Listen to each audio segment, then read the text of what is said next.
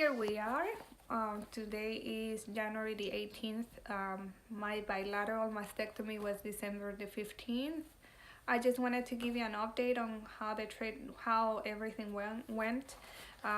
Like I said in my previous video, I was diagnosed with breast cancer on May of last year, and I started my chemotherapy treatment in July. I finished in October, and then it was a decision on what kind of surgery I was going to have. I ended up deciding for a bilateral mastectomy. And the type of surgery that I had was what's called a nipple sparing mastectomy. That means that they try to save your skin and your nipple if possible. If during the procedure they find that there's no cancer or cell close to your nipple, that's a possibility that you can have. And I also had something called direct to implants, meaning that instead of using tissue expanders, the plastic surgeon was able to put in the implants directly in the same surgery, which is really something that I was looking forward to. I did not want to get a breast augmentation. I just wanted to look as normal as I looked before, and that's the only thing I told my plastic surgeon. I just want to see the least amount of changes in my body. And because of that, instead of using tissue expanders, which is like a similar to an implant that gets filled out little by little by the surgeon every week, I went directly to implants. About how long the procedure and the difficulty, I read a lot about the procedure. Yes, I got nervous about it. I read about experiences with people that had complications, infections, they had to go back to the surgery room, people that feel pain after the surgery and a lot of discomfort. And I can tell you that that was not my case, and I'm very grateful for it. I think I thought it was worse than what it really is. The surgery, I came in the morning to the hospital. By noon, I think the surgery was done. I woke up that afternoon and I was able to get up the bed and walk. I did not feel as much pain. I can tell you, you will lose a lot of sensitivity in your breast and around all that area, under your arms. Maybe that's part of the reason I did not feel as much pain. I did not need any pain medicine as well from the nurses. There's a lot also that comes to mind when you're gonna have that surgery, which is, will I be able to get up by myself? Will I be able to feed myself, to go to the bathroom? What kind of movement limitations do I have? And I can tell you, I was able to go to the bathroom by myself on the same days. I could lift my arms close to this height, and with the days you'll be able to start doing exercises after your drains come out to regain your full movement. And I was able to feed myself. The only difficulty I had was trying to get up the bed, which someone needed to help me because you just don't have the strength to do it. For the first maybe 2 to 3 days, after that you'll be able to do it on your own. And then some of the things that I brought with me, really, I only brought pillows so that I could be a little more comfortable. They're called mastectomy pillows, and you can find them online in many websites. Then the other part of the surgery is the drains. Personally, I only had 2 drains, one on my right side and one on my left side, and I had them for about 1 week. Yes, it is difficult to get around with them. They're uncomfortable. You can pull them and then cause a little bit of pain when you do that. I found a pouch online in eBay where I could put my drains and then put my clothes on and get out to the grocery store or any other places, or to the doctor visits.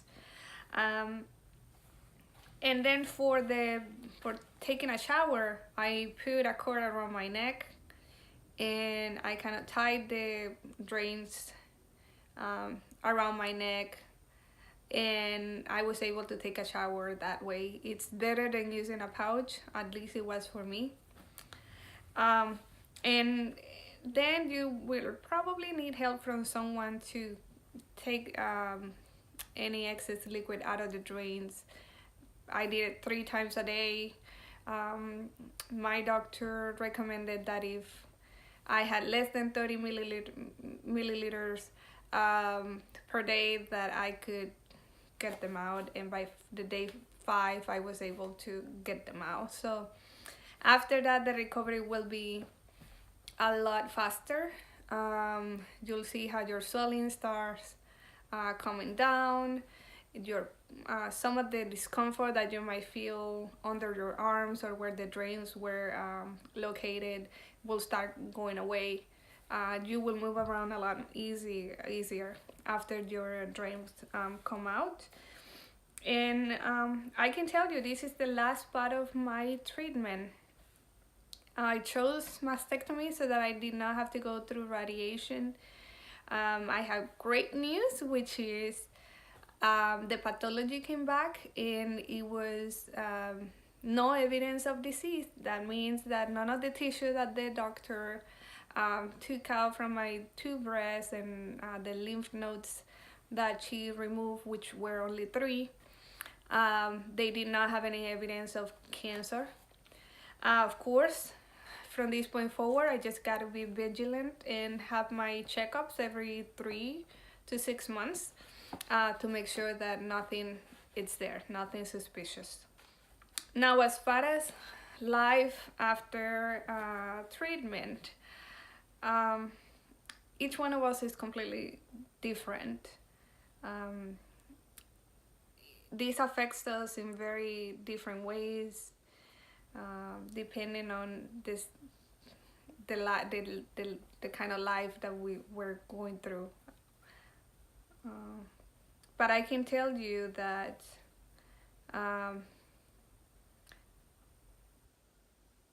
at this time I feel focused on getting on with my life and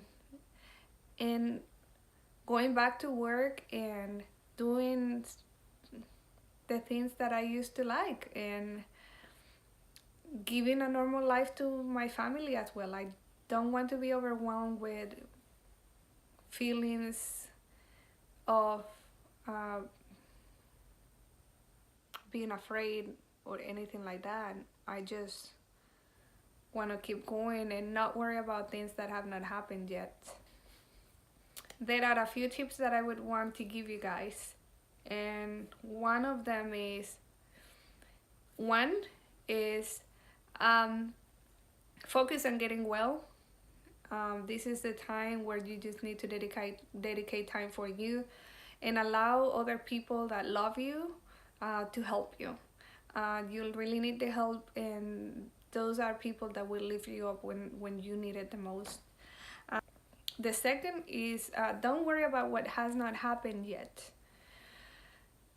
I know at this point we feel afraid of cancer coming back, and I think that's something that will never go away. And I will be realistic, and I will not ask anyone not to be afraid of that, because I think about it very often. But I try to not worry about it and not make it something that makes me anxious. If it happens, then I'll worry then. For now, I just do not want to think about it. I'm well and I'm healthy. And just worrying about it, I think, is suffering twice, because it might never happen. So don't make it a part of your life. Number 3, I think, is focus on enjoying every day, every breath, smile more, spend more time with your family, try to be useful. I realized that maybe just as much help as they gave me, they deserve the same from me or more. So I'm just gonna live my life and be more aware of the things that are happening around me, and whatever I can help, I'll do it, and whatever I can help me, I'll do it as well, and do the things that I love doing. And the fourth one is, do not beat yourself up if their dreams are not happening right away. I know that when you get diagnosed with cancer, um, you start thinking it's like a wake up call for you.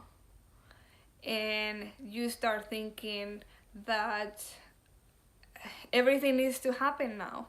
And I can tell you, this is a very lengthy process. Um, and it takes a lot of your emotional energy and your physical energy, so be kind with yourself. This is one phrase that I took from another YouTuber. Her name is Nelly, and I think I have followed her a lot, and she has given me strength, and I hope that I could do the same for others. Um, just take it a day at a time, and but don't lose your side from what you want to do. If you don't like your job, start making those minor, small steps to learn other things, to train yourself to do something that you love doing.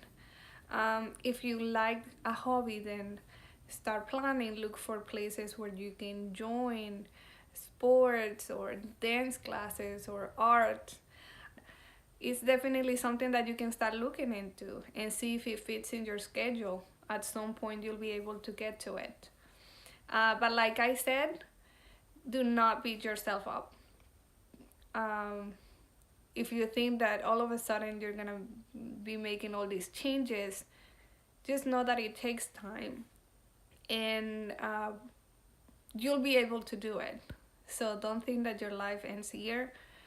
This is just the beginning of a different life for you, and a life where you're more aware, in a life where you will be more grateful for what you have, for your family, and for the things that you can accomplish from this point forward. So again, like Nali would say, just be kind to yourself.